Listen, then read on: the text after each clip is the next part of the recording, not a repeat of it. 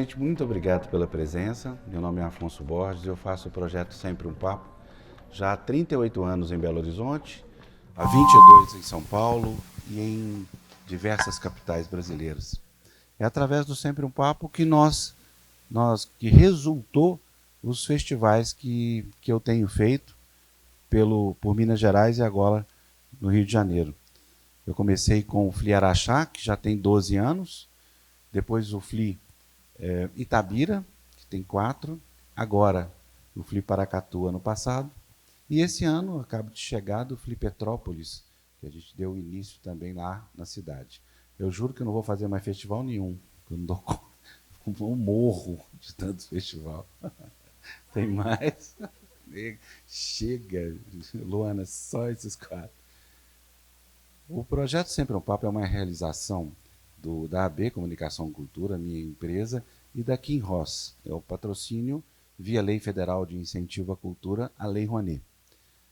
A gente pretende trazer aqui, em comum acordo com a Kim Ross, um autor a cada mês, no mínimo. Talvez, acho que 1 ou 2 meses, né, Ana? A gente vai ter que fazer 2 autores para coincidir com o calendário que termina em dezembro. Eu acho essa iniciativa extraordinária, agradeço muito a Kim Ross pela sensibilidade, porque esse ambiente que a gente, ao trazer esses autores fora do festival, a gente cria uma ambiência literária na cidade, né? Cria um momento em que se pode colocar a literatura no centro, inclusive no centro do palco mesmo, literalmente, como está sendo aqui, né? Mais que isso, incentiva o hábito da leitura, propõe que as pessoas coloquem o livro na pauta e eu quero começar dizendo que eu terminei ano passado.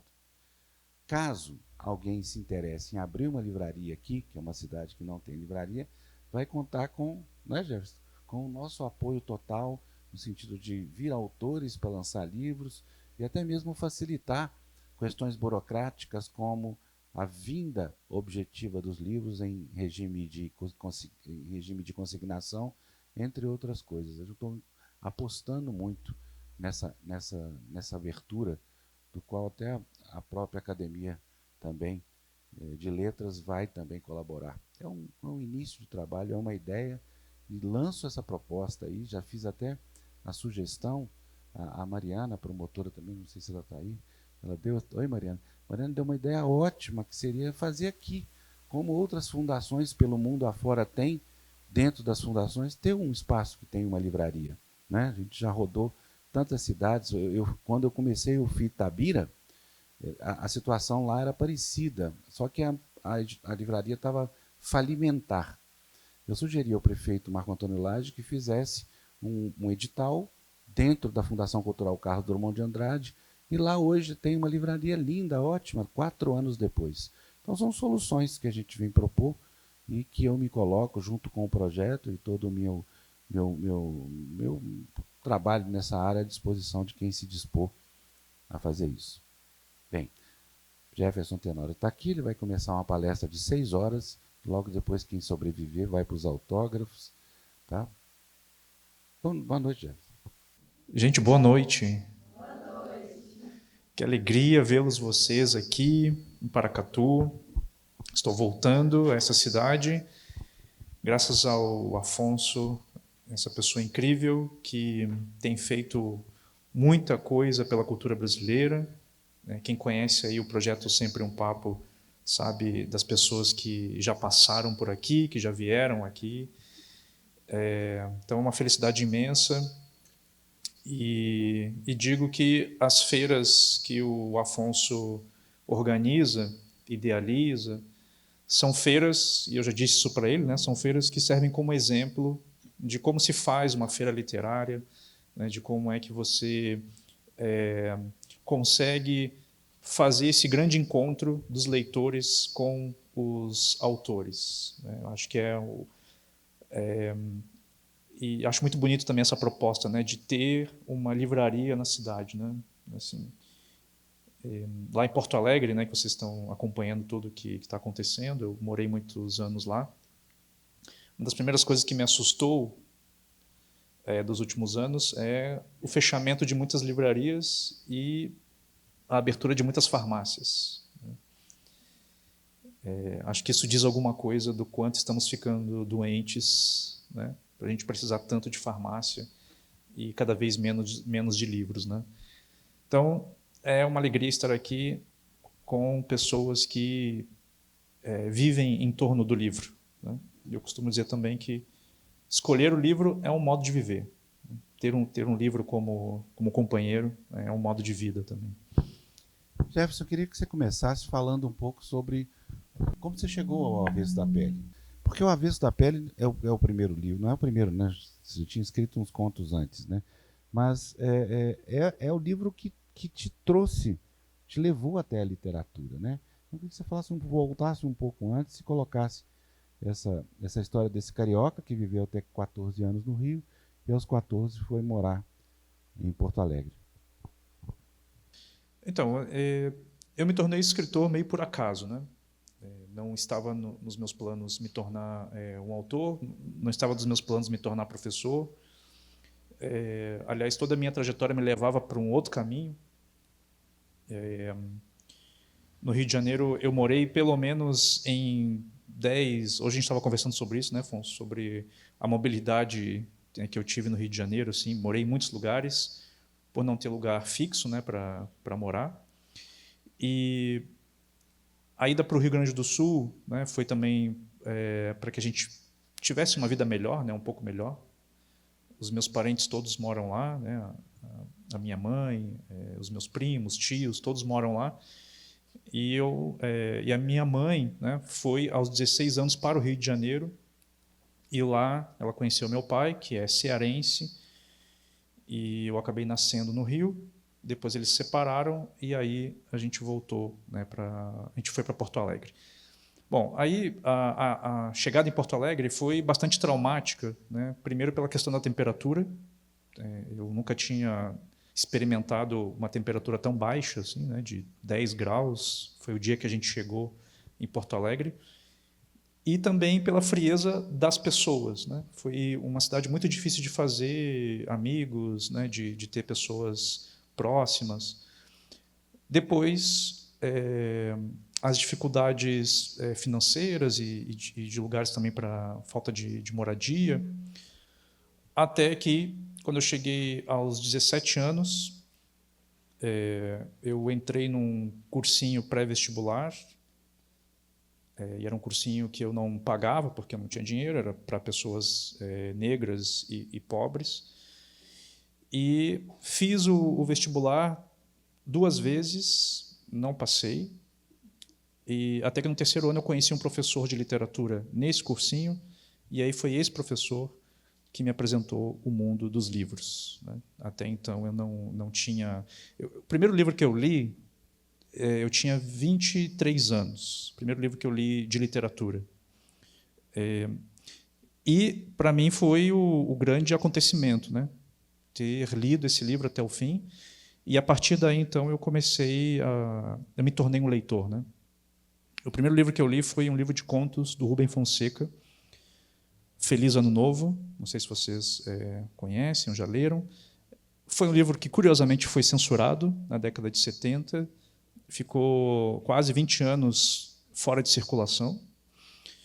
E esse livro foi o começo, então, da minha vida como leitor. Bom, a partir daí, eu já trabalhava em várias coisas, tive muitas profissões na minha vida.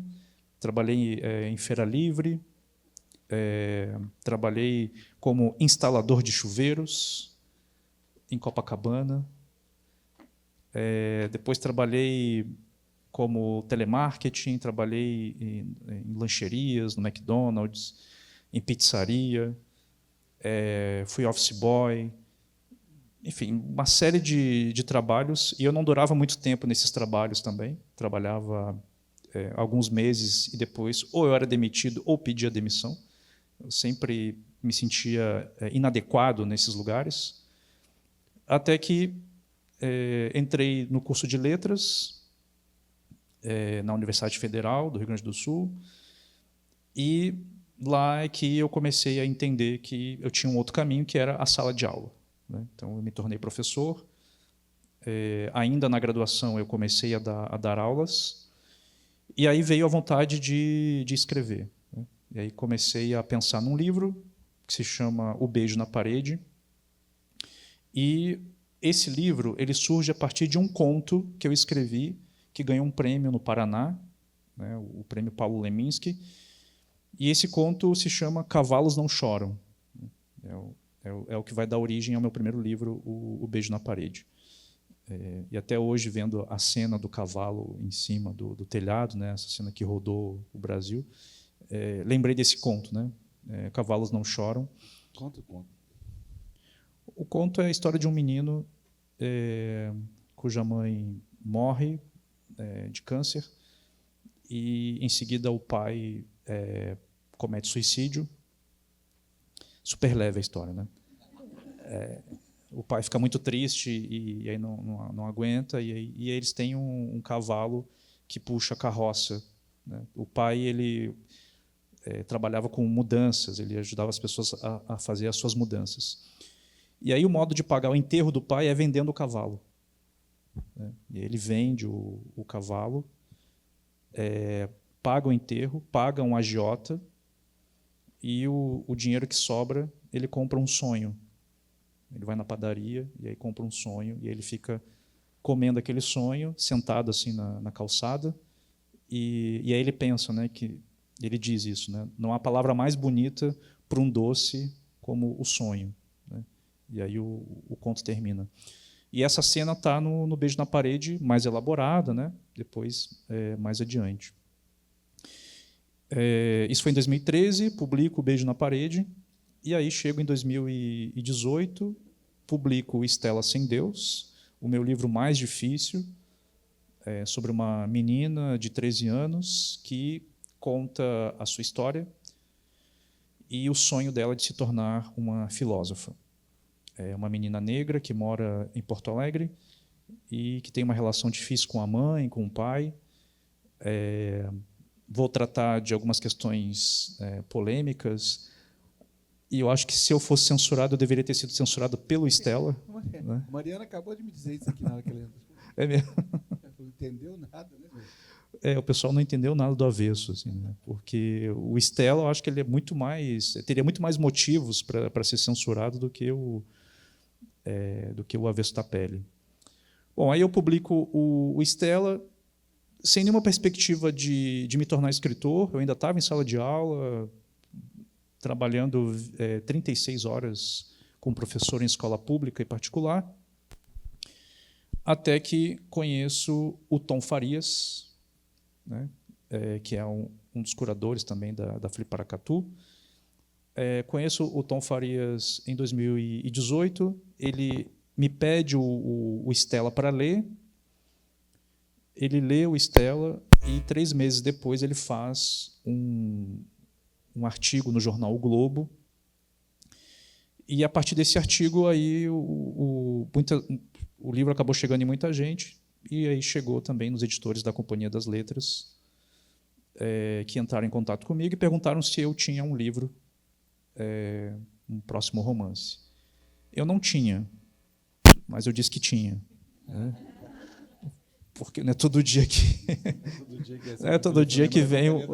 vem o editor da Companhia das Letras perguntar se eu tenho um romance, né? Eu disse, claro que eu tenho. Não, eu só publiquei esse livro. Tenho vários, Não inclusive. mexer mais com literatura, não, é só esse livro aqui. E aí, quando eu disse que eu tinha, na verdade, eu tinha na minha cabeça, né, contar a história de um professor de literatura, mas não tinha nada do que está no Avesso da Pele, né? Eu tinha elaborado muito bem. Assim. Eu nem sabia que o professor iria morrer, né? O spoiler já está na contracapa do livro. Tá? Então, assim, o mocinho morre. Né,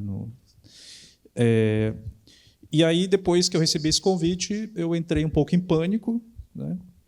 Fui no banheiro, dei um grito, né? Daí voltei e pensei, bom, agora eu tenho que escrever um romance. E eles me deram 1 ano e meio para fazer o Avesso da Pele. Né? Então, fechamos o contrato, eu não tinha nem o título, mandei um título provisório, O Avesso da Pele. Né? Era o título provisório, O Avesso da Pele. Né? E assim que eu mandei o título para poder assinar o contrato, o editor me disse que o título era maravilhoso, ele nem sabia o que era a história, mas ele já adorou o título. Bom, aí fiquei escrevendo o Avesso da Pele durante esse 1 ano e meio, entre escola, filho, família, provas, redações, reuniões com pais, reunião pedagógica, reunião de e-mail, né? Você sabe o que é reunião de e-mail? Curiosamente, quantos professores tem aqui, gente? Levanta a mão. Então, todo mundo sabe o que é isso. Todo mundo sabe, todo mundo sabe. Que bom ver tantos professores. Gente, uma salva de palmas para os professores.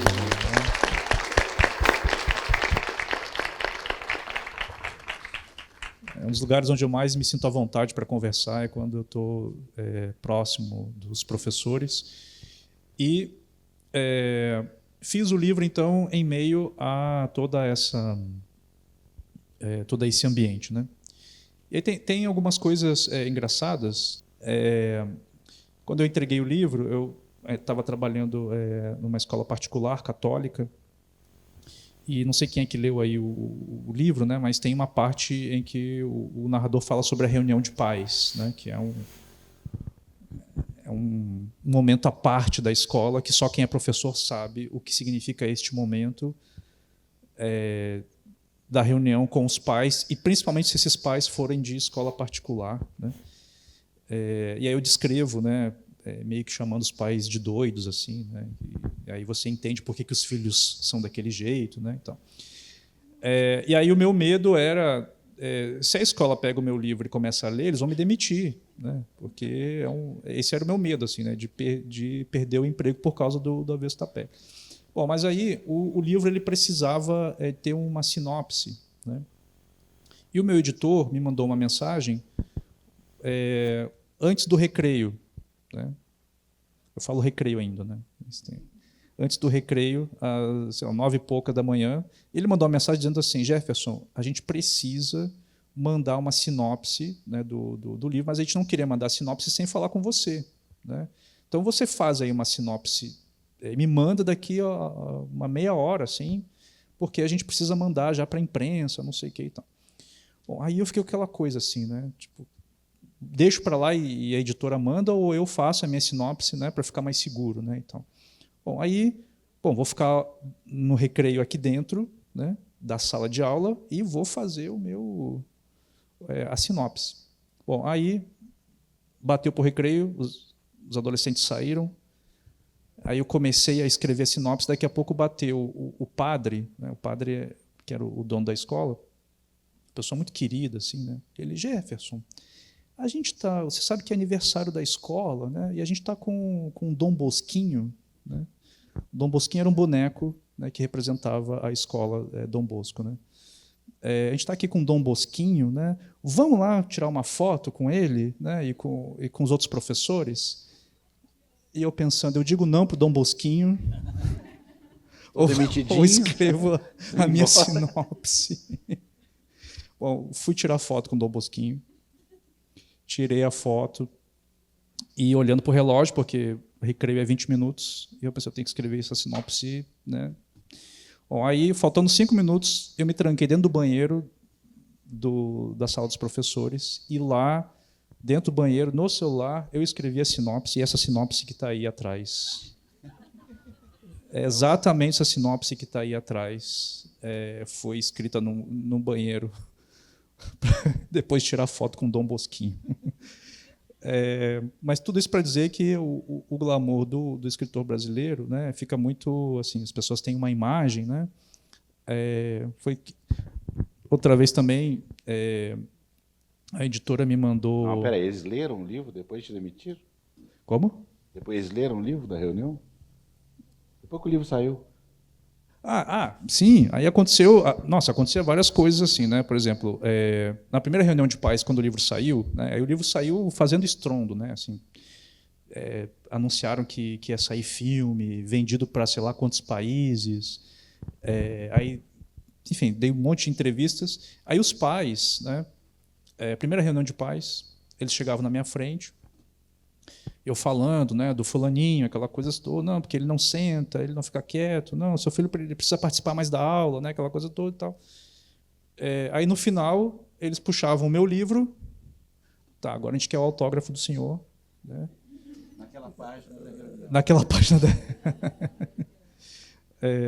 Mas, enfim, foi um momento... E aí eu não consegui mais ficar na escola, porque o Afonso sabe, né, da agenda que eu tenho hoje, é uma agenda bastante movimentada, e em 2022, né, eu tive que sair da escola, mas sinto falta, não da escola, eu sinto falta das aulas, né, desse contato com os alunos, né, que eu acho que uma mágica ali dentro acontece, e eu tenho certeza que eu não me tornaria escritor se eu não fosse professor. Né. Acho que os alunos me deram muitas histórias. E, para quem dá aula, sabe que quando a gente entra em sala de aula, os problemas ficam do lado de fora. Né? É quase meio que terapêutico. Assim. Você entra, fecha a sua porta, começa a aula, e aí, quando você sai, o problema já nem é tão grande assim. Né? Eu acho que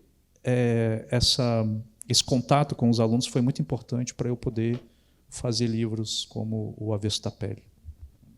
E Jefferson, fala um pouco então sobre como você escreveu, de onde você tirou a ideia e quais foram as dificuldades da escritura mesmo, da questão da redação do texto.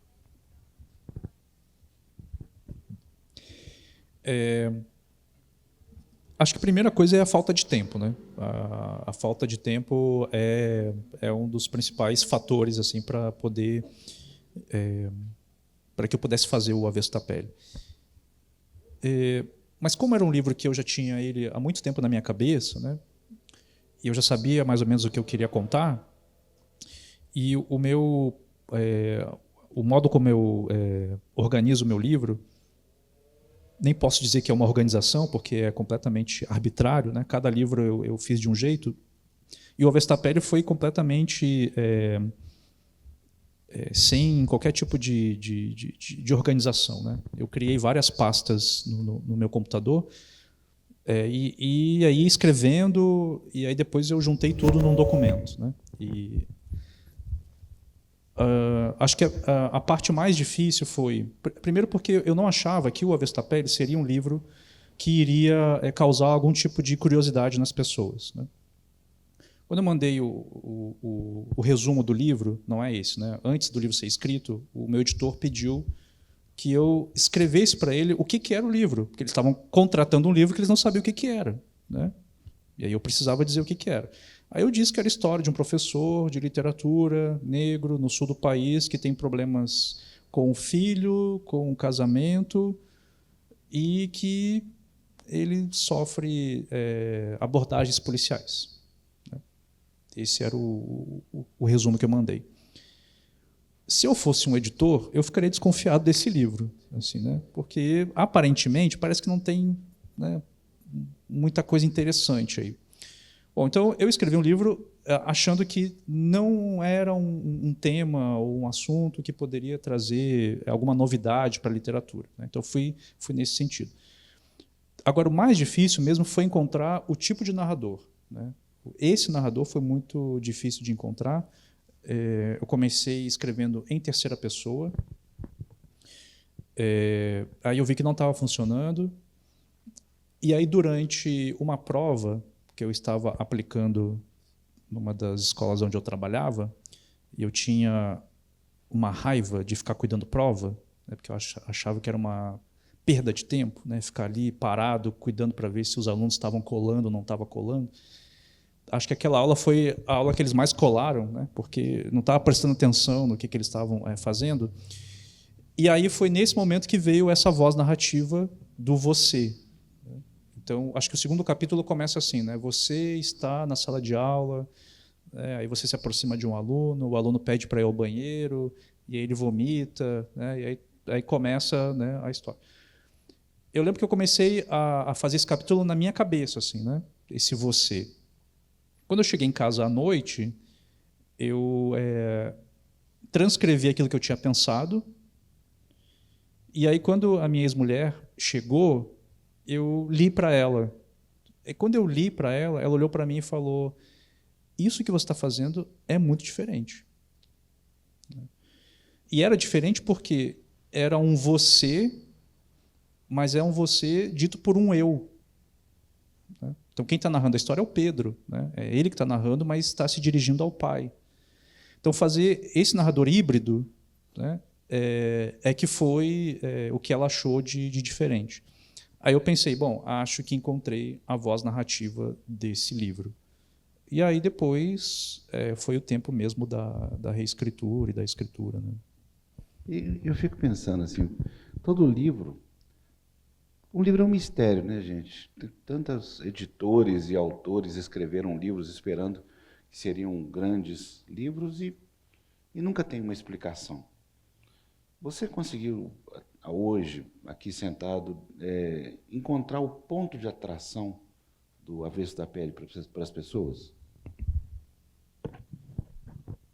Olha, um livro ele é muito misterioso mesmo. Assim, né? A gente nunca sabe aonde o livro vai chegar.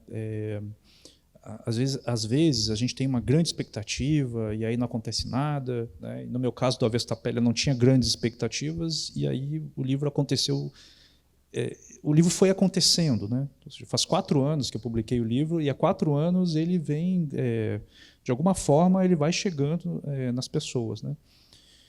Agora, o que os leitores... Porque assim, talvez eu seja a pior pessoa para conseguir responder, né? Mas o que me chega, né, dos leitores é que o Avesso da Pele, por ele não ter um tema específico, né, embora as pessoas digam que é um livro sobre racismo, né, sobre violência policial, mas o Avesso da Pele não é só isso, e esse não é o tema do livro. Né? O tema do livro, na minha visão, seria essa relação entre pai e filho, mas as pessoas chegam com várias interpretações, ou com várias chaves de leitura. Né? Então, tem a leitura do luto, tem a leitura da falência da educação, você tem o casamento, né? Você tem aí a relação também entre mulheres, né? Que é o que acontece com a família da Marta, por exemplo. Então, tem aí uma série de temas que eu acho que causa essa identificação num público plural. Assim, né? E não foi nem a tentativa assim, de escrever vários temas para conseguir falar para todo mundo. Não foi isso. Mas eu acho que eu escolhi um tipo de narrativa que fala sobre a vida. Né? E a vida ela tem muitas coisas. Né? Uma pessoa não é só uma pessoa, ela é múltipla. E eu tentei fazer isso na narração do Pedro. Né? Tentei mostrar para o leitor que o pai dele, o Henrique, não era só um homem negro que sofria abordagem policial. Ele tinha um mundo interior e que as estatísticas nunca vão alcançar. Né? Ou seja, é uma tentativa de humanizar os números, uma tentativa de humanizar essas pessoas que acabam morrendo em função, né, da cor da pele. Tá, gente, eu estou conversando aqui, mas é claro que quem quiser fazer alguma pergunta, tantos de vocês já leram o livro, né? Não só porque o Jefferson teve no Flip Paracatu, mas também porque a Dani fez um clube de leitura, não tem? Tem gente do clube de leitura aqui? Ah, legal. Ótimo. Quem quiser fazer pergunta, pode me levantar a mão aí, tá bom? Que a gente conversa. Bem, Jefferson, vamos tocar então no assunto maravilhoso. Cara dele. O que você acha da história? Eu acho que esse pessoal tem bastante criatividade. Assim, né? Primeiro porque fui tomado de surpresa, né? Só uma pergunta antes. Esse assunto, eu não me recordo bem, eu lancei o seu livro quando foi lançado, né, há 4 anos. E esse assunto foi recorrente ali ou ele surgiu no meio? Agora eu estou um pouco perdido. Você lembra de ter levantado essa questão no início? Ele foi levantado em 2021, né, em Salvador, quando aí sim foi bastante Aí foi um ataque pessoal, né? Fui ameaçado de morte. Aí foi, na Bienal. Foi uma... Não foi na Bienal, não. Foi numa escola particular em Salvador e comecei a receber mensagens dizendo que eu não poderia ir nessa escola falar sobre o avesso da pele.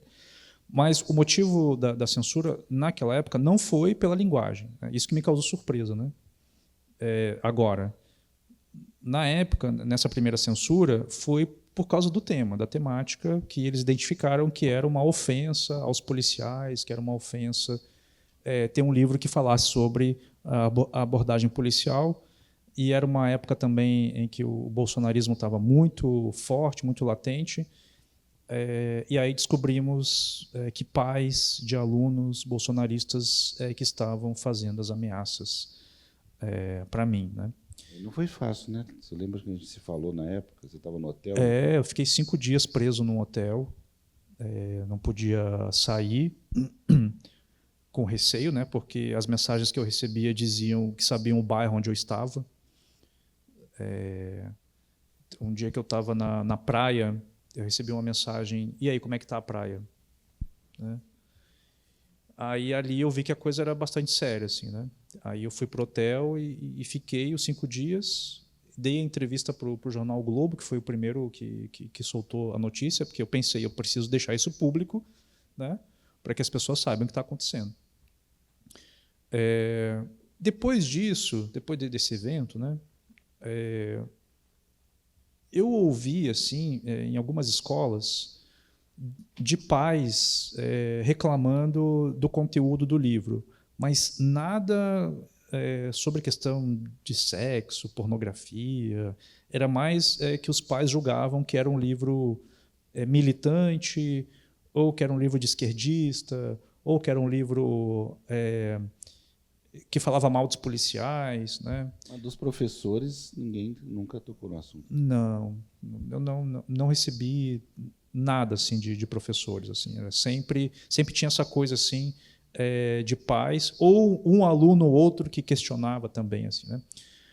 Agora, na maioria das vezes, eu ia nas escolas e era uma festa. Assim, né? Uma festa, eu chegando nas escolas. E é um livro que eu não escrevi pensando em adolescentes. Né? É um livro que o meu público, o que eu idealizo, né? Assim, o escritor sempre idealiza um público, é dos adultos. Né? O Beijo na Parede, que é o meu primeiro livro, eu não achava que alunos do ensino fundamental fossem ler o Beijo na Parede. Né? E é o meu maior público leitor, são alunos de 13, 14 anos, que é os que mais leem o Beijo na Parede. O Estela Sem Deus, a mesma coisa. O Avesso da Pele, no ensino médio, assim, é mato. Né? Assim, muitos professores, antes de ele ser adotado pelo PNLD, já tinham adotado o Avesso da Pele. Então, quando eu recebi o vídeo da diretora falando do livro, vocês viram o vídeo? Ninguém viu. Não vejam porque não vale a pena não, mas basicamente, né, ela estava dizendo que o livro era pornográfico e ela leu o trecho em que há uma cena de sexo, há uma descrição também do corpo negro, e ela disse que aquilo era um absurdo e que o governo federal estava mandando esse tipo de livro para as escolas. Né? Foi isso que ela disse. E aí caiu na fake news, né? Assim, viralizou o vídeo, e eu recebi dias antes do meu aniversário. Eu tinha voltado de Havana, estava participando de um evento em Cuba. Me mandaram tantas vezes para lá, né? Que daí Você foi, né? Aí eu fui, né? Primeira feira que apareceu lá. Né? E foi muito legal. Né? E aí eu cheguei, e aí quando eu cheguei, a minha assessora, eu estava terminando de escrever meu próximo livro, e a minha assessora me mandou uma mensagem dizendo: Jefferson, você viu o que está acontecendo lá em Santa Cruz do Sul com o seu livro? Aí eu olhei assim, comecei a ver o vídeo. Eu pensei, isso aqui é uma besteira. Veridiana, nem dá bola para isso aí. Aí voltei para o meu computador, continuei escrevendo.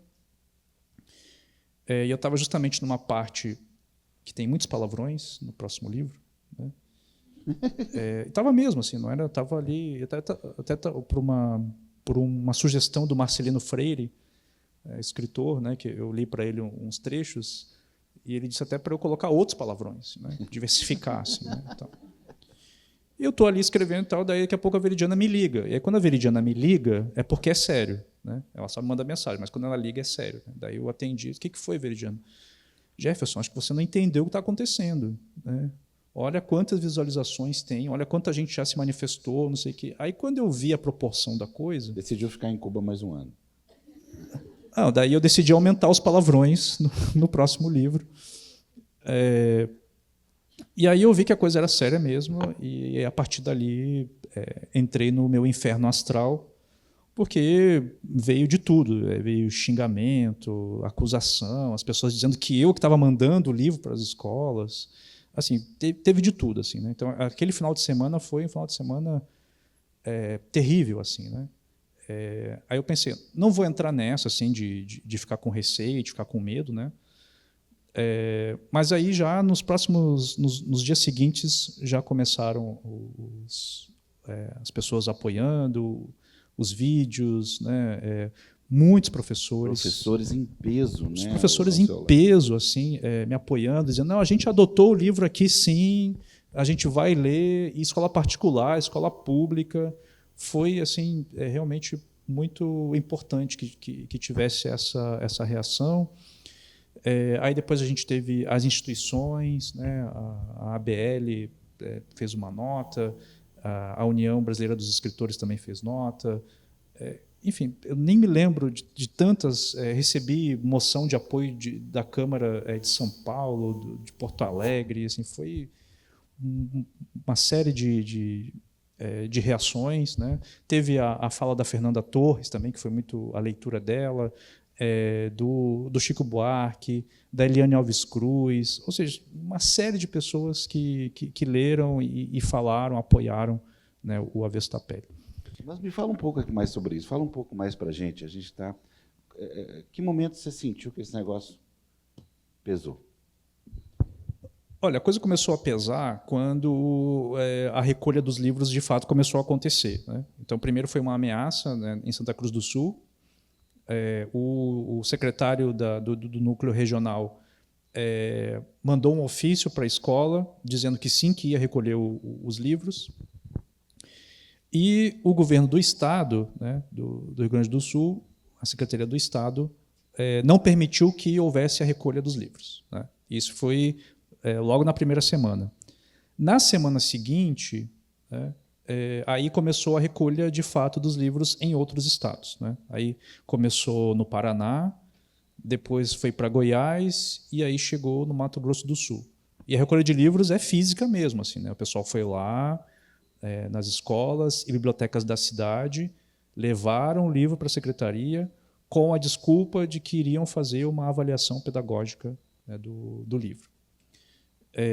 Aí, nesse momento, eu me reuni com a editora, com a Companhia das Letras, com advogados, e aí, a partir dali, a gente começou a agir juridicamente para que os livros fossem devolvidos para as escolas. Né?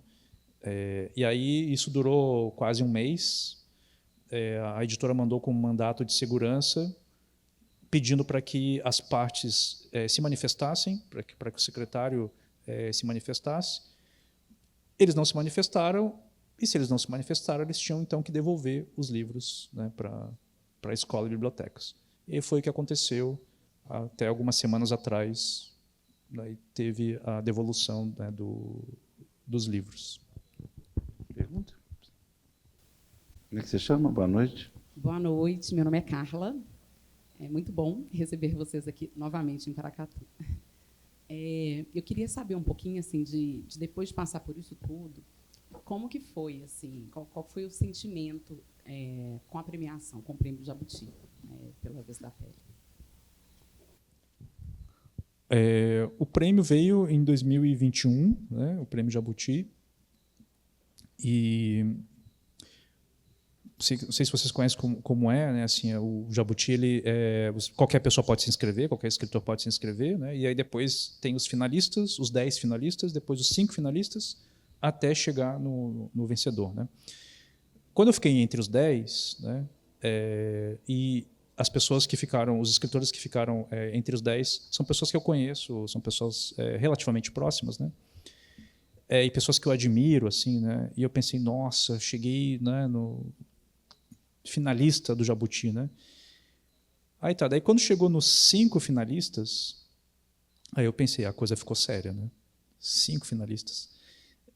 E aí foi quando eu entrei na internet e fui ver quem é que tinha ganhado já o prêmio Jabuti. Aí eu vi que Jorge Amado já tinha ganhado, Clarice Lispector, Rubem Fonseca, todos esses autores que até os meus 23 anos eu não fazia ideia quem eram essas pessoas, né? E aí aos 44 anos eu estava finalista, né, de um prêmio tão importante como esse. E entre os finalistas estava um grande amigo, que é o José Faleiro, né, ele estava com os Supridores, e quando eu morava em Porto Alegre, a gente tinha o hábito de toda sexta-feira jogar sinuca. E aí, um dia antes do prêmio, de sair o resultado do prêmio, a gente foi jogar sinuca, né? E a gente até brincou, né? Quem ganhasse no jogo ia perder o prêmio, né? Aí foi o dia que a gente menos jogou sinuca. Mas aí o dia que veio o prêmio foi um dia que caiu um temporal horrível em Porto Alegre, faltou luz, e era um prêmio que ainda estava online, né? Não podia ter ainda encontro presencial. E na hora do resultado, eu fiquei sem luz e sem internet, sem bateria no celular. Agora vocês pensem na minha agonia, né? O prêmio acho que era umas 7 da noite, e às 6h30 tinha acabado a luz e a bateria já estava quase acabando, e aí...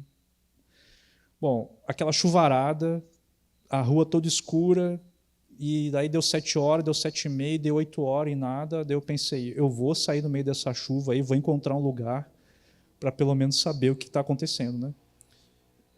E aí quando eu pensei em sair, a luz voltou, aí de novo a Veridiana me ligou e disse, Jefferson, onde é que você está? As pessoas estão atrás de você, você ganhou o prêmio, né? E aí eu soube pela Veridiana que eu tinha ganhado o prêmio Jabuti. E aí, a partir desse momento... Você não teve vontade de falar aquela coisa? Esse prêmio não tem a mínima importância, eu só estou jogando sinuca aqui. Não ia conseguir fazer isso, não. Eu fiquei uma noite sem dormir, assim, pensando, né, o que era esse prêmio. Assim, né? Foi que nem quando eu vi o vídeo do Chico Buarque também. Eu fiquei uma noite sem dormir, né, com o olho aberto, assim. Eu disse, cara, o vídeo, ele leu o Avesso da Pele. Ele leu o Avesso da Pele. Eu fiquei assim, cara, ele leu o Avesso da Pele. E fiquei repetindo isso para mim, assim, né? E com o prêmio Jabuti foi a mesma coisa, assim, né? Mas aí no dia seguinte, passada a euforia, né? Aí vem o lado... eu não sei nada de signos, mas um dia minha ex-sogra fez o meu mapa astral e ela disse que eu tenho lua em Sagitário.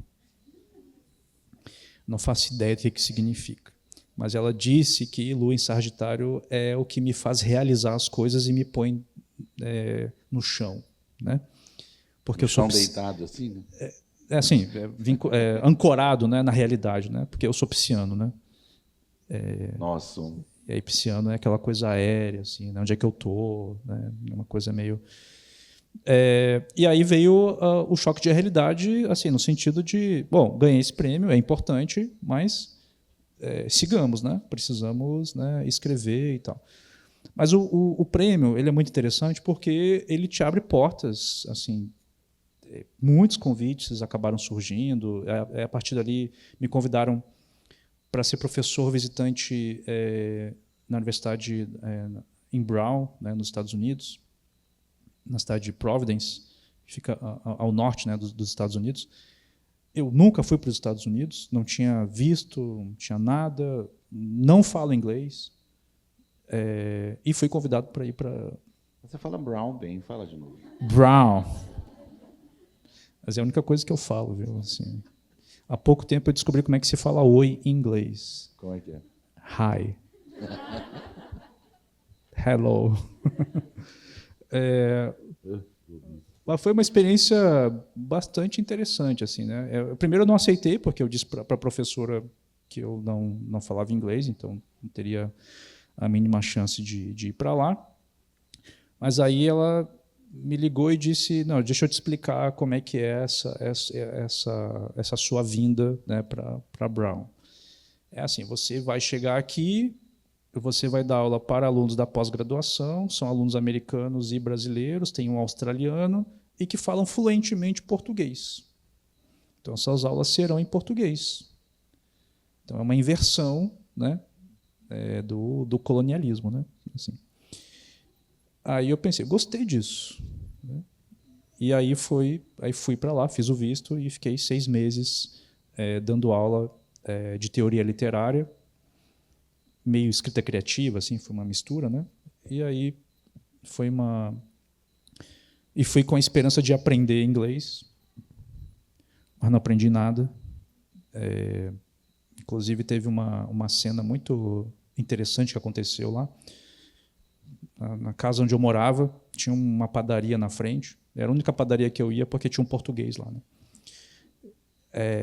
E aí eu tinha com quem, né, conversar. Aí eu fui lá na padaria e tal, comprei um pão. E aí, quando eu estava saindo, uma senhora... E lá nessa cidade eles tinham muito essa mania assim, de parar as pessoas na rua e falar da roupa da pessoa. Onde é que você comprou isso aí? Não sei o quê. Você não conhece a pessoa, mas eles tinham essa coisa o talk short talk. Acho que é uma coisa assim que fala. Bom, aí saí, ela falou alguma coisa em inglês comigo. E quando você não sabe uma língua, você diz sim ou não. Né? Você diz yes, yes, né? Ou no, no, não sei. No meu caso, eu disse yes, yes. Né? Mas eu não sabia o que ela tinha me dito. E aí, quando eu disse yes, yes, ela botou a mão na boca assim.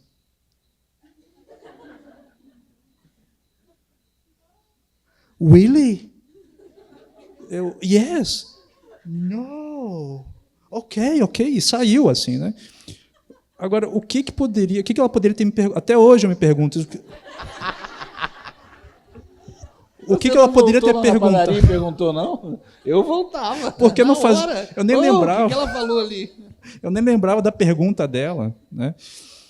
Aí eu fiquei, mas o que eu poderia ter dito para ela? O que ela poderia ter me perguntado? Alguém que sai da padaria para ela ficar tão chocada assim, né? Mas enfim, hoje eu tenho um professor de inglês que está tentando me ensinar alguma coisa, então hoje eu já consigo me comunicar um pouquinho melhor. Assim. Brown. Mais alguma pergunta? Ali, ó. Boa noite, como é que você chama? Boa noite, eu sou o Ângelo, sou do time dos professores. Boa noite, Jefferson. Dentro do seu livro, né, você fala e cita também sobre a questão do branqueamento social, né, que isso acontece e que o personagem teve uma outra visualização quando ele viu que o professor negro começou a modificar o pensamento dele, né, a tornar um indivíduo crítico. Você acha que isso tem que perpetuar dentro da sala de aula, tem que ser discutido, tem que ser debatido? Esse é o meu questionamento. Obrigado. Olha, quando o Avesso da Pele foi censurado, assim, né, por essa diretora e depois pelos outros estados, o argumento que foi utilizado é porque era um livro inapropriado, porque trazia cenas de sexo, que era um livro pornográfico, né, e tal. A gente sabe que o livro não é sobre isso. Né? Até as pessoas, quando leem o Avesso, esquecem que existe essa parte. Né? Porque é uma parte... O que mostra que essas pessoas estão com problemas assim, né? Com a sua própria sexualidade, para elas acharem justamente isso. Né? Mas mesmo que o Avesso da Pele fosse um livro que tratasse, que o tema fosse sexualidade, a escola, de alguma forma, tem que saber tratar desses assuntos também. Né? Ou seja, a escola é o espaço para que a gente possa discutir todos os temas da sociedade. Né? Porque ali você está formando um cidadão. Você está formando alguém que vai para a sociedade exercer a sua cidadania. Então, falar de sexualidade, ter educação sexual, também é importante, né, para que a gente possa evitar uma série de violências que acontece com crianças e adolescentes. A gente sabe disso. Né. O racismo é a mesma coisa. Né. Eu acho que, numa sociedade em que você tem majoritariamente uma população não branca, a escola precisa ter projetos que abordem, né, de maneira responsável, de maneira sensível, de maneira sólida e com a participação dos alunos, né? Então, não é você chegar para os alunos e dizer, a partir de agora a gente vai falar, a partir de agora todo mundo vai ser antirracista, né? A partir de agora vamos falar, né, sobre o quanto as pessoas negras sofrem, né? Eu acho que tem estratégias, né, para a gente fazer isso. Então, por exemplo, quando você leva autores negros, né, livros de autores negros para a sala de aula, sem necessariamente você dizer que vai tratar de racismo, alguma coisa diferente já está acontecendo ali, né? Que era o que eu fazia. Eu levava os livros da Carolina Maria de Jesus, mas eu não ficava levantando assim o livro e dizendo, olha, isso aqui é um livro de uma escritora negra, né, que catava lixo, que sofreu muito. Não, era um livro como qualquer outro livro. Era um livro da literatura brasileira que iria ser trabalhado com aquela turma. Agora, no meio da conversa, no meio da leitura, aí a gente começa, né, a falar sobre as dificuldades dela, né, sobre a questão da pobreza, da fome, da formação de leitor, né? O livro da Carolina é sobre a formação de um leitor, né? Também sobre a formação de uma escritora. Então, acho que a gente pode usar estratégias para falar do racismo sem cair em algo vazio. Eu tenho muito medo desse esvaziamento dessa ideia de antirracista. E entendam que ser antirracista não é apagar incêndio, não é esperar a coisa acontecer para depois fazer alguma coisa. Por isso a palavra antirracismo, porque ela tem que ser preventiva. Ela não tem que ser para punir, ela não tem que ser alguma coisa para a gente fazer depois que aconteceu, né? E para ter um projeto antirracista, não adianta só colocar o livro de autores negros nas mãos dos alunos, né? É preciso também que a própria escola se repense como escola que se propõe antirracista. E aí isso passa por quantos professores negros eu tenho, quem são as pessoas que estão limpando, quem são as pessoas que estão na cozinha, quem são os alunos que estão nessa escola, né? Tem uma diversidade de alunos nessa escola, né? Então, é um conjunto de coisas que faz com que uma escola seja antirracista. E, assim, não tenho dúvidas de que a gente vai ter uma democracia de fato quando a gente discutir profundamente a história da branquitude. Há 2 dias atrás, eu fui visitar Conceição Evaristo, lá no Rio, e depois a gente foi tomar uma cervejinha. Né? 4h da manhã, né? A Conceição Evaristo é incansável, né? Ela fecha todos os bares. Né? O apelido dela é imborível, ela não vai embora. E aí, uma das coisas que a Conceição... Eu sempre gosto de conversar com ela porque ela me ensina muita coisa, né? E ela me disse, Jefferson, a gente já fez o que a gente tinha que fazer. Agora é com os brancos. Sérgio Abrantes sempre fala que racismo é problema de branco. Assim, agora é com eles. A gente já deu o caminho das pedras, né? É só ler nossos livros que está tudo lá. Assim, leia Eliane Alves Cruz, Conceição Evaristo, Ana Maria Gonçalves, né, Cidinha da Silva. Enfim, tem um monte de livro aí, né, para Itamar Vieira Júnior. Né? Então, a gente tem aí um número de autores com qualidade, que discutem com seriedade, né, a questão racial, e que vai desde lá do início, né, da escravidão no Brasil, pegando os livros da Ana Maria Gonçalves, passa aí pela colonização, né, com os livros da Eliane Alves Cruz. Chegamos aí depois no século XXI com a Carolina Maria de Jesus, a gente chega na década de 70 já com a Conceição Evaristo, chegamos nos anos 2000 com Eliane Alves Cruz, ou seja, você tem aí uma linha do tempo que está te explicando como é que a gente chegou nisso aqui, né? Eu acho que é mais. Eu acho assim, do ponto de vista do branco, né, já que o problema é nosso mesmo, essa gama de livros que começou a ser publicada agora com mais frequência, porque sempre foi publicado. Eu gosto sempre de lembrar que Carolina Maria de Jesus, em 1959, vendeu 6.000 livros por dia na Suíça. Não tem quem compare a isso. Paulo Coelho fica atrás. Ficar atrás é muito, entendeu? Com o Quarto de Despejo. Então, sempre foi publicado. Não há uma novidade nessa história. Agora, há uma gama de livros sendo publicados com mais força. Então,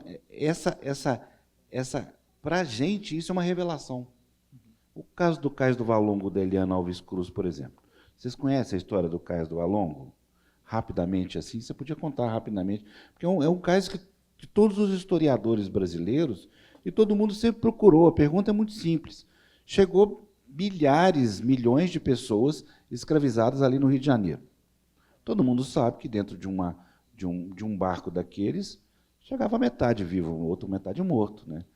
E onde é que iam essas pessoas? Ninguém sabia. Então, você podia terminar esse caso, que é importante. Isso foi recente. Descobriram que ali no Cais do Valongo era um lugar onde que eles julgavam as pessoas mortas. Julgavam mesmo, amassavam lá e foram fazendo um cemitério, que hoje, depois de alguns estudos, né, ainda tem muito estudo para ser feito, se descobriu que foi o maior genocídio infantil e feminino já praticado na história da humanidade.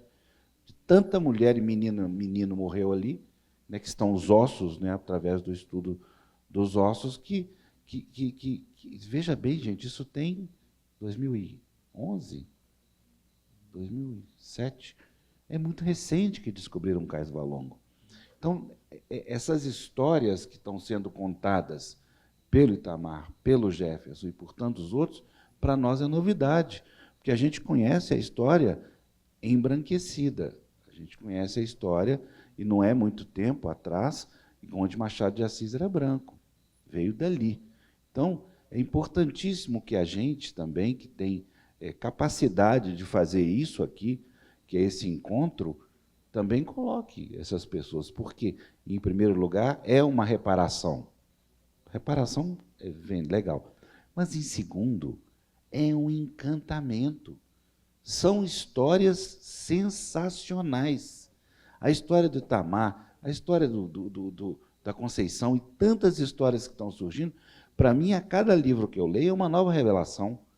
É um mundo que eu não conheci quando jovem. Eu li livros, eu não li esses livros. Eu lia Dostoiévski, sabe, minha formação de início de leitor. Eu não li a realidade brasileira. Estou lendo agora, com Eliane Alves Cruz, com a história do Cais do Valongo, e com tanto Solitária e tantos outros livros. Então, fica também esse meu depoimento, Jefferson, no sentido de dizer que, além de tudo, é muito bom. Porque também não adianta também falar que é interessante, está falando de racismo, não. Tem qualidade literária. E é esse assunto, Jefferson, que a gente tem que também colocar na pauta. Não é só racismo, não é só reparação, é qualidade literária, são livros bons de ler. O cuidado com a linguagem, o cuidado com as metáforas, a poesia que tem no livro, e a mudança de perspectiva também de como a gente olha para a vida, né? O Krenak, né, que teve aqui também, ele teve aqui, né, Paracatu? Não, ele vai vindo. Boa novidade. O Krenak vai ser o... Vai vindo. Pode falar? Já falei? Não pode contar. O Krenak vem, beleza. O Krenak, eu acho que uma pessoa que vem falando sobre isso, né? O quanto é importante a gente mudar a nossa perspectiva, porque, enfim, a gente está acabando com o planeta, né? Enfim, tem toda uma questão capitalista, ocidental, eurocêntrica, branca, que tem um tipo de visão E o que os povos indígenas, né, os povos originários têm trazido é um outro ponto de vista da nossa relação com a vida, com a natureza, né, e assim por diante. As culturas de matriz africana também têm essa relação, né, com a natureza, o modo de olhar para a vida. Não mais esse apartamento, né, nós e a natureza, mas nós somos a natureza também. Né? Então, acho que tem um pouco... E os nossos livros, de certo modo, carregam essa outra visão. Então, não se trata, vejam bem o que eu vou dizer, não se trata de descartar o Dostoiévski, não se trata de descartar Cervantes, Shakespeare. Todo esse povo é bom. Né? São escritores brancos, europeus, até tenho amigos que são. Né? Não se trata disso, se trata de a gente alargar a nossa visão de mundo. Porque a ideia de exclusão, ela é uma ideia colonial, é uma ideia colonialista. Se você não pensa como eu penso, você não tem direito de existir. Pois é, mas deixa eu te interromper nisso. A censura ao seu livro, como já aconteceu a censura a vários livros, não é nova. A censura é um método para sufocar ideias novas e revolucionárias. É método, entendeu? Eu queria que você falasse um pouco disso também. É um método e quando aquele filósofo diz o penso logo existo, né, o Descartes, né, lá em 1635, no livro O Discurso do Método, ele vai usar essa frase aí, né, eu penso logo existo, que é o que vai sustentar depois toda a ideia iluminista, toda a ideia de apreensão do conhecimento. O que significa isso, penso logo existo? Significa, primeiro, que existem pessoas que pensam e outras que não pensam.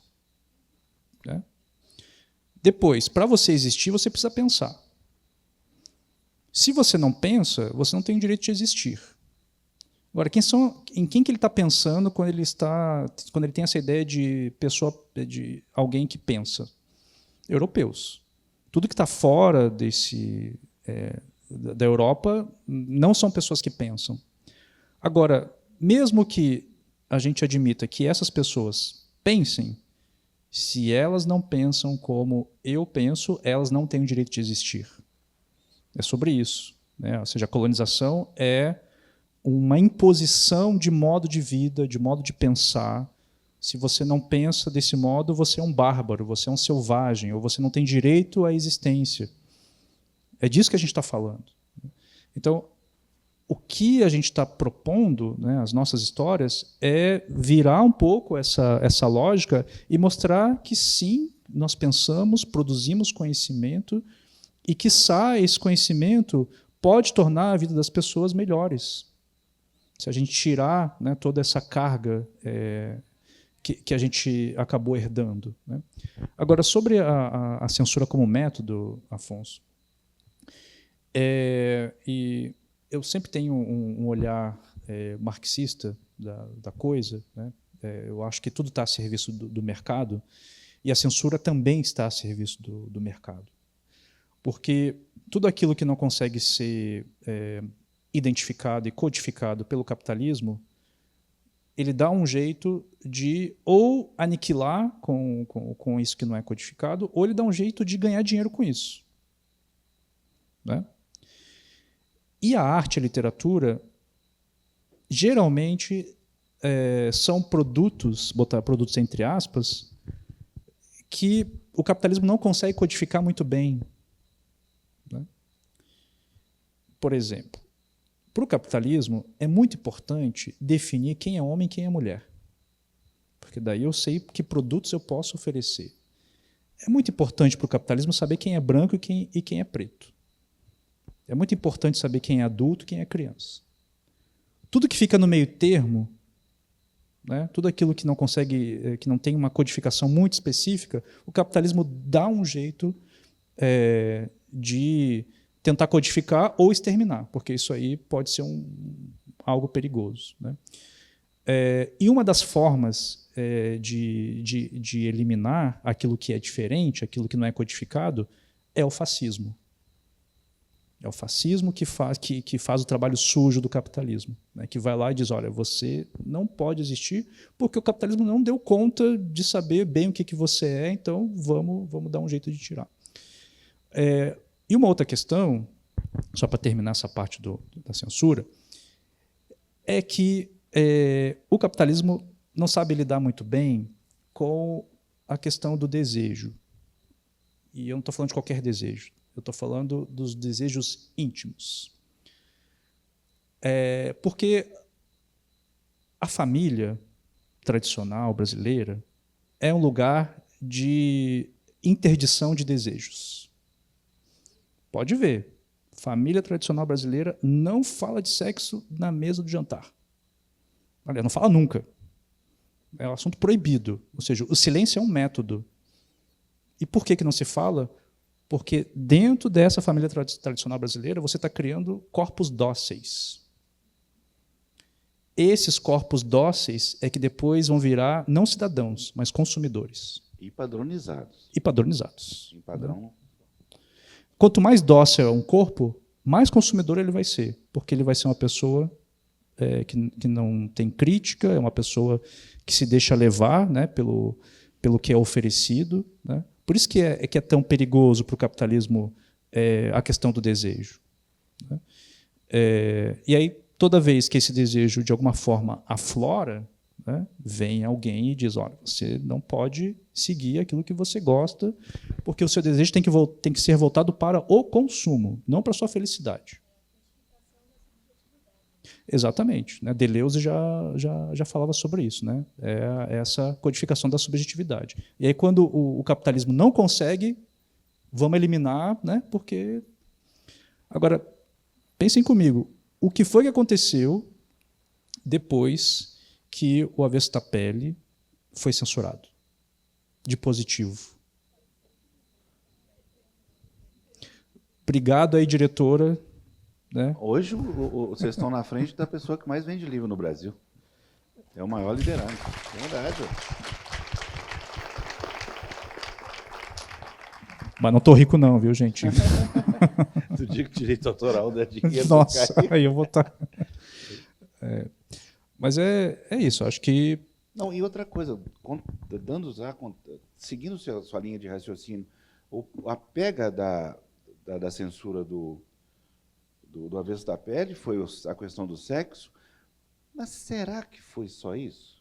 Ou não foi interessante pegar essa questão para colocar em xeque as outras questões que são consideradas mais sérias, como a questão policial, como a questão do racismo, como a questão do levantamento da questão da discussão dentro da escola?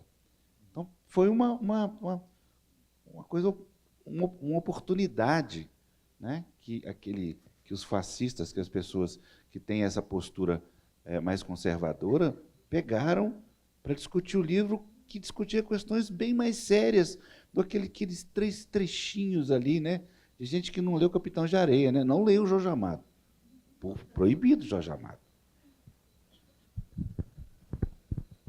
Eu fazia isso na sala de aula. Chegava com... Tinha que dar... Deixa a moto passar aí. Eu tinha que dar Gregório de Matos para os meus alunos. Boca do Inferno. Boca do Inferno, né? Aí, sim, você sabe a linguagem do Gregório de Matos, né? 1600 e... 1600 né? Barroco e toda aquela história lá, isso aqui e tal. Aí, como é que eu faço, né? Daí eu vou lá, dou a lírica, dou os poemas políticos, e aí quando chega na parte proibida para menores, aí eu dizia assim, gente, tem aqui, ensino médio, né?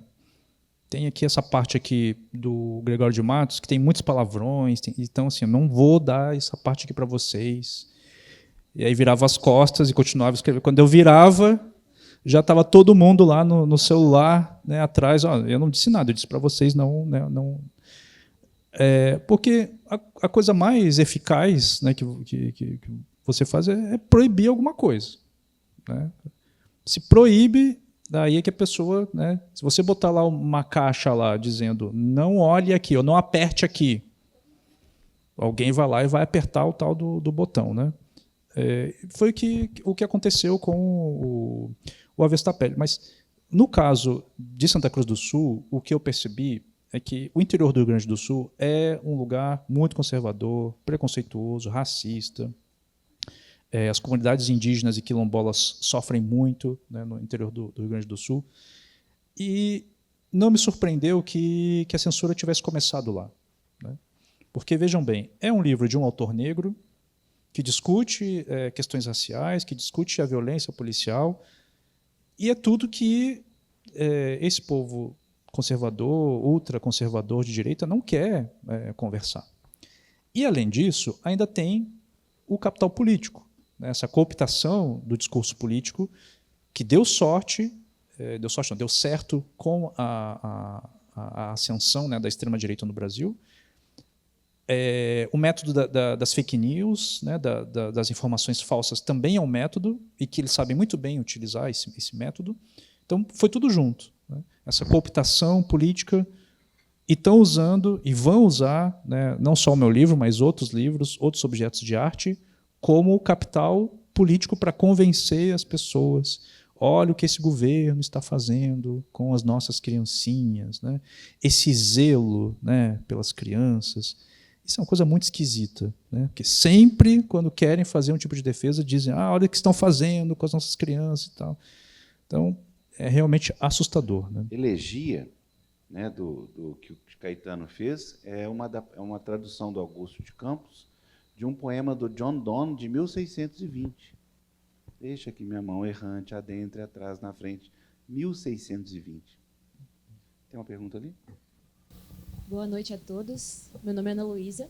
Diante da repercussão do livro O Avesso da Pele, como lidar com a responsabilidade de se tornar porta-voz de tantos leitores jovens, inclusive adultos, que se veem representados pelas temáticas discutidas do livro, não só a questão do racismo, mas os demais impactos das desigualdades, e ali poder ver o ecoar de uma experiência vivida por tantos, mas vista por tão poucos? Só não entendi o início da pergunta. Baixinho. Como é lidar com a responsabilidade de ser porta-voz? Lidar com a responsabilidade...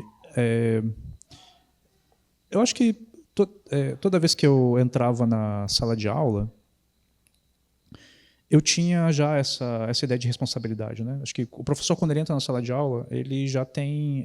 ele meio que acaba virando um farol, né, para aqueles alunos e adolescentes que estão ali. E aí, quando eu me torno escritor também, né, e aí sabendo que o livro vai chegar em pessoas que eu não faço ideia, né, de onde vai chegar, essa responsabilidade ela acaba aumentando e, de certo modo, isso também acaba afetando na produção, né, do que eu vou escrever. Se eu disser aqui que eu não fiquei mexido com o que tem acontecido com a Avesso da Pele, eu vou estar mentindo. É óbvio que mexe com a minha subjetividade, ponho em xeque, né, o que eu estou produzindo, né? Será que eu cheguei a pensar isso? Será que eu exagerei? Né? Será que eu não deveria ter colocado aquelas palavras, né? É uma reflexão, né, que se faz. E agora? E o próximo? Será que eu vou ter que fazer uma autocensura? Né? Porque eu penso nessa responsabilidade, né, da onde é que meu livro vai chegar. E aí, ainda bem que tem terapia, né, para poder ajudar, né, nessas questões. Mas eu acho que é uma avaliação muito dura e honesta que você tem que fazer consigo mesmo, assim, né? Porque o primeiro leitor tem que ser eu mesmo. Eu tenho que me sentir bem ou incomodado com aquilo que eu estou produzindo, com aquilo que eu estou escrevendo. E depois é que esse texto vai para os leitores.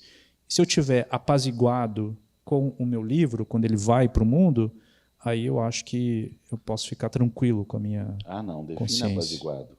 Hã? É chato, né? Defina apaziguado. Você está parecendo meu terapeuta. Defina apaziguado. Apaziguado foi uma palavra que eu aprendi do Walter Hugo Mãe. Walter Hugo Mãe, ele diz que só entrega o livro quando ele se sente apaziguado com o texto, que é quando você chega naquele estágio em que você não aguenta mais o texto, você não tem mais o que dizer, não tem mais o que... Você foi derrotado pelo próprio texto, né, porque você não consegue mais avançar, e, ao mesmo tempo, você olha para o texto e vê que você conseguiu chegar a pelo menos 10% daquilo que você imaginou. Né? Então, acho que é isso. Assim, porque, psicanaliticamente, O cara fez terapia hoje, vocês perceberam, né? a gente só vai Lá do hotel, pelo televisor. A gente para na terapia porque a gente é muito exigente. A gente põe a nossa medida muito lá em cima. Né? E a terapia é tentar baixar essa régua. Né? Primeiro, convencer que você não é tão bom assim para chegar onde você quer, né? Mas também não é tão ruim assim para não conseguir realizar coisas que você julga importante. Né? Tentar encontrar esse equilíbrio. Então, acho que se sentir apaziguado é isso. Né? É não colocar a régua lá em cima, mas também não achar que você é a pior pessoa, o pior escritor do mundo. Né? Mais alguma pergunta, gente? Lá atrás, por favor. Cadê a Joana? Minutinho. Microfone a caminho. Boa noite, como é que você chama? Matheus. Matheus. Boa noite, Jefferson. Boa noite. Boa noite a todos. Eu queria fazer duas perguntinhas. A primeira é, em determinado momento lá da narração, o Henrique está voltando do velório do pai dele, e aí ele está escutando Ao Que Vai Nascer. Por que dessa música?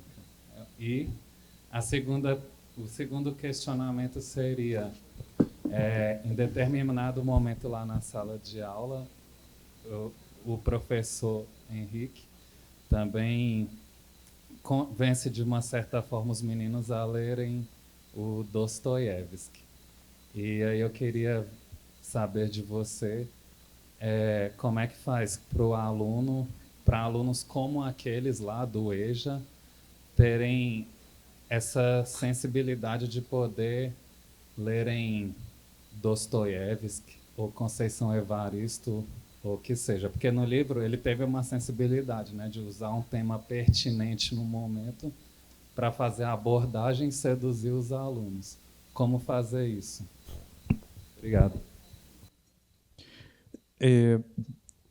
Tem uma amiga minha que ela disse que o Avesso da Pele é uma sequência didática de como dar Dostoiévski em sala de aula. Essa aula do Dostoiévski eu nunca dei, assim, né? Nunca fui. Eu levei outros autores, mas Dostoiévski eu nunca levei. E quando eu escrevi essa cena específica, né, dele levando o livro para os alunos do EJA, que são aqueles alunos que pararam de estudar por algum motivo e aí voltam, né, mais velhos, né, para a escola. Eu achei que era uma cena que ficaria inverossímil, assim, né? Que é um pouco um olhar preconceituoso, né? Assim, de você achar que os alunos não vão ter condições de ler um livro como o Crime e Castigo. Mas veja, o Henrique, quando ele leva o livro, ele não chega lá e diz: vocês têm que ler esse livro aqui, e semana que vem tem prova, e não é assim que é feito, né? Primeiro ele faz toda uma história, inventa uma história para os alunos, né, dizendo que ele conhecia um cara que ele matou, que ele conhece um cara que matou uma pessoa e que ele sabe o que essa pessoa pensou na hora de matar, depois de matar, enquanto matava. E aí os alunos já ficam assim: mas é possível saber isso? E ele diz: não, é possível saber, e eu vou trazer ele aqui. Né?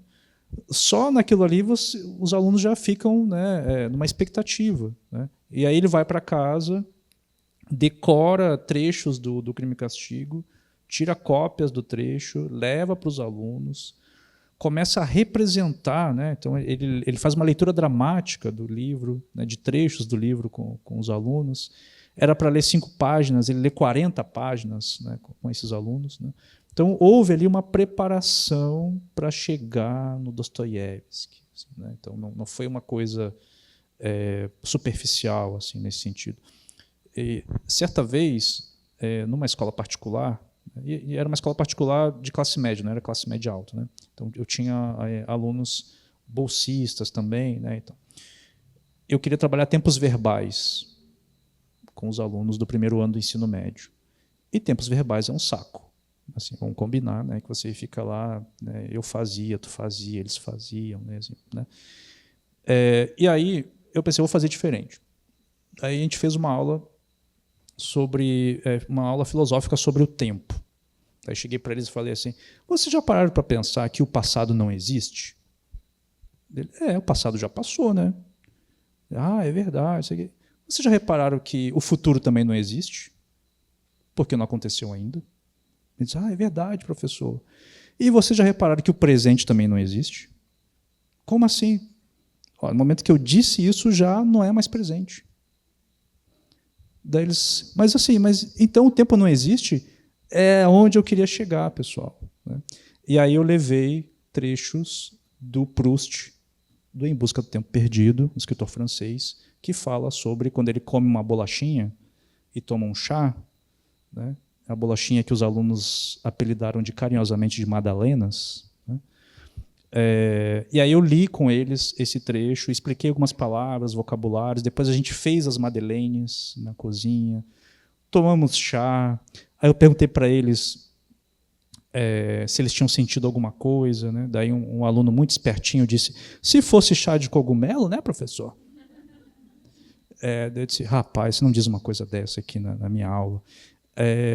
E aí a gente começou a conversar sobre literatura, chamei a atenção dos verbos que o Proust utilizava, muitos verbos no pretérito imperfeito, né? O ava, fazia, acontecia, para dar a ideia de continuidade, né? de um passado, que é diferente quando você usa um verbo no pretérito perfeito, né? Eu fiz, né? Eu comprei, eu comi. E aí, a partir dali, a gente teve uma conversa sobre tempos verbais, que é um saco, mas eu levei Proust para eles. Né? Então, esse movimento de tomar o chá foram 136 páginas, né? São 37, pela edição que eu tenho, são 37 páginas. A xícara, 30 páginas. Mas foi legal, foi legal. Mais perguntas, gente? Eu só não respondi a questão da música, né, Ao Que Vai Nascer, né, do Milton. Né? Teve um pessoal, os alunos da Lilia Schwartz, lá em Princeton, eles foram os primeiros que fizeram uma playlist do Avesso da Pele. Né? Aí, quando eu fui dar palestra lá, eles estavam super orgulhosos. Né? A gente fez uma playlist lá do Avesso da Pele, não sei o quê. Daí está tudo lá. Tá Milton, tá Racionais, né? Tá o Chico César, Tim Maia, todas as referências, Luiz Melodia, então todas as referências estão lá. Né? E Ao Que Vai Nascer, naquele momento, acho que tem tudo a ver com a questão do próprio renascimento. Né? Eu não me lembro muito bem da letra, né? Mas eu acho que é uma letra que fala também dessa esperança do que vai vir. Né? E justamente o Henrique saindo do enterro, né? E tendo que lidar com a morte do pai. Né? Acho que passa um pouco por aí. Assim. Bem, gente, logo depois dessa... tem mais uma pergunta ali, então vamos considerar a última pergunta. Boa noite. Boa noite, como é que você chama? Help. Help. Você esqueceu de mim? Não te vi. Nós tomamos café outro dia. Claro. Boa noite. Boa noite. Primeiro, eu gostaria, uma curiosidade, por que somente aos 23 anos, se você passou pelo ensino médio e tudo, você teve contato com um livro de literatura? Por que somente aos 23 anos? A escola, dentro da disciplina literatura, tem toda uma indicação de livros, como é o caso do Avesso da Pele, e você não passou por isso até os 23 anos. Eu era do fundão. Você não leu os livros indicados? Olha, as professoras de literatura e português, eu reconheço que elas tentaram algumas vezes, assim, né, mas os livros que elas me davam eram os livros do romantismo, geralmente, assim, né? Então eram livros que eram muito distantes. Eu lembro de pegar algumas páginas da coleção Vagalume, sabe, de ler algumas histórias, assim, mas era muito distante. A leitura, de fato, era algo muito longe do que eu... Até porque eu tive uma infância, uma adolescência muito conturbada, assim, né, de não ter lugar para morar, violência doméstica, uma série de coisas que me deixavam muito longe da leitura. Né? Incrível você ter se transformado num escritor de tanto talento sem ter aceitado isso no período escolar, né? Não ter se identificado com isso por toda uma história, todo um contexto de sua vida. A famosa natureza humana, né? E uma coisa incrível, assim, porque o seu livro é facílimo de ler, né? vai, é cotidiana, é a vida, é o seu universo ali dentro. E até que ponto é ficção e até que ponto o Pedro é você? Eu já respondi essa pergunta algumas vezes e acho interessante porque cada vez eu respondo uma coisa diferente. Hoje eu tenho dito que tudo que está ali sou eu. Todas as personagens, todas as histórias são minhas. Como não seriam? Se fui eu que escrevi, né? São todas histórias minhas, é tudo aquilo que estava guardado, é tudo aquilo que eu imaginei, que eu experienciei, que eu li, que eu vivi, está tudo ali.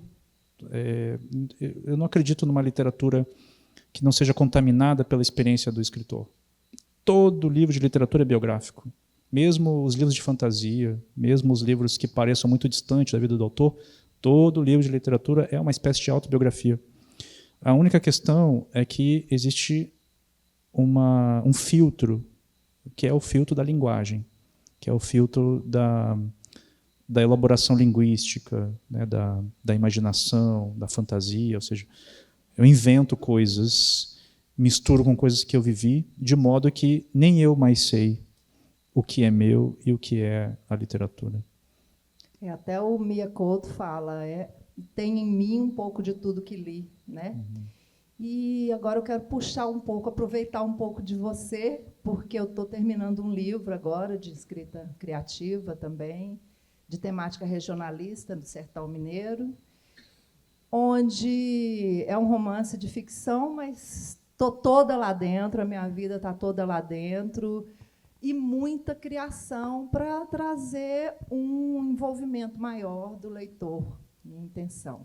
E eu queria que você me desse um conselho. Eu, terminando o livro, que eu estou gostando muito, estou envolvida, estou acreditando nele, estou acreditando que eu posso trazer um leitor para perto do livro, para dentro do livro, para os personagens criados, para os personagens verídicos.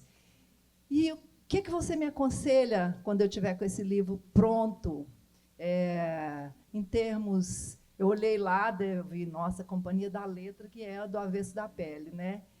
Mas aí eu fui lá na página da Companhia da Companhia das Letras, e eles: não recebemos livros mais em 2023, mas não tem 2024. Então, assim, Jefferson, o que você me aconselha? O meu livro estando pronto, o que eu devo fazer? Bom, eu vou falar da minha experiência, porque eu faço poucas oficinas de escrita criativa, porque eu não me sinto apto a ensinar as pessoas a escrever, né? Então, toda vez que eu dou oficina de escrita criativa, acaba virando uma oficina de leitura criativa, que a gente lê muitos livros e fica analisando os narradores, né? Então, mas a preocupação é essa, né? Assim, depois que eu estou com o meu livro pronto, o que eu faço? No meu caso, eu sempre tive isso muito, muito claro, que eu não tinha uma pressa para publicar o meu livro. Isso aconteceu com O Beijo na Parede, né? Eu demorei 6 anos para escrever O Beijo na Parede, e depois foram mais 3 anos para que ele fosse publicado. Então, ao todo, foi quase 10 anos, né, para que ele, né, fosse publicado. E por que eu tive oportunidades de ter publicado antes, mas pagando por editoras que eu sei que não fariam um trabalho legal com o livro. Então, eu esperei. Assim, eu sei que é difícil para alguém que termina um livro e quer publicar logo e ainda não é reconhecido, né, e tal. Mas esperar e ter se sentir apaziguado com o seu texto, né, e aí você ter... Não, eu fiz alguma coisa importante. Eu acho que ter essa autoestima ela é necessária para você levar o seu projeto adiante. Agora, não se apresse assim, com a questão de querer publicar logo. Analisa o que estão propondo para você, né? E eu sou muito radical nesse sentido. Pagar para publicar... Eu sei que muitos autores fizeram isso, né? Clarice fez isso, o Érico Veríssimo fez isso, mas hoje em dia eu acho que o Drummond fez isso, né? Mas acho que hoje em dia há mais possibilidades de você conseguir publicar o seu livro sem precisar pagar E é isso. Tenha um bom texto. Eu acrescento que tem muito concurso para originais. E quando você ganha um concurso de original, naturalmente, a maioria das vezes publica o livro. E, em segundo lugar, mande originais para as editoras. Essa é uma batalha que não é própria sua, nem própria. O Gabriel Garcia Marques teve o principal livro dele. O 100 Anos de Solidão. 100 Anos de Solidão recusado por 36 editoras. 36 editoras recusaram. Carla Madeira, posso contar só para vocês aqui, o Tudo é Rio foi recusado pelas 2 maiores editoras brasileiras e quem mandou fui eu. Legal? Então, não estou nem inventando. Vocês imaginam o que é isso. Então, assim, insista. Manda para as editoras. Viu lá que não tem para mandar? Manda assim mesmo. É assim que um autor publica seu livro. E a questão dos concursos, eu fui jurado de muitos prêmios, né, desses prêmios. Jurado agora, né? Sou jurado agora de um outro prêmio. 280 livros que tem que 280 livros que eu tenho para ler. Mas é interessante porque a gente tem contatos também com os livros que chegam, e aqueles que não ganham também são interessantes para as editoras, né? Então, é importante também fazer o seu livro circular, ganhar leitores, né? Ganhar a leitura de gente que está especializada em literatura, né? Então, é assim, é não ter pressa e ter certeza que você fez um bom trabalho, né? Jefferson, muito obrigado. Gente, muito obrigado. Em junho... Opa! Pode. Eu fiquei muito tocada pela fala da Help. Hoje em dia eu sou estudante de licenciatura e bacharelado em teatro na UFMG.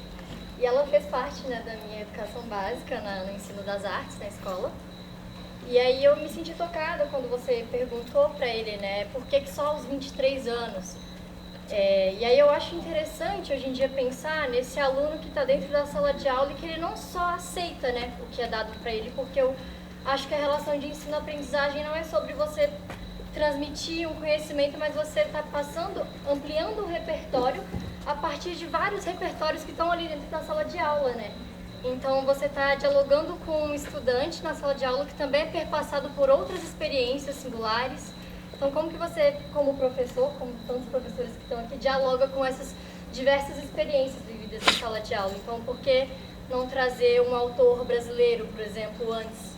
Sabe? Algo que toque o aluno diretamente. Por exemplo, quando eu fui tentar no estágio falar sobre música, eu levei funk, porque é o que os alunos gostam, sabe? Então, como dialogar como professor e como aluno essas experiências diversas vividas em sala de aula, né? Não é um aluno que está ali passivamente aceitando o conhecimento por conhecimento, né? Mas ele está também trocando, né, com o professor. Eu achei muito interessante. Obrigado. Gente, então até junho, onde a gente vai trazer outro escritor para conversar com vocês. Muito obrigado a todos e o autor está disponível para os autógrafos.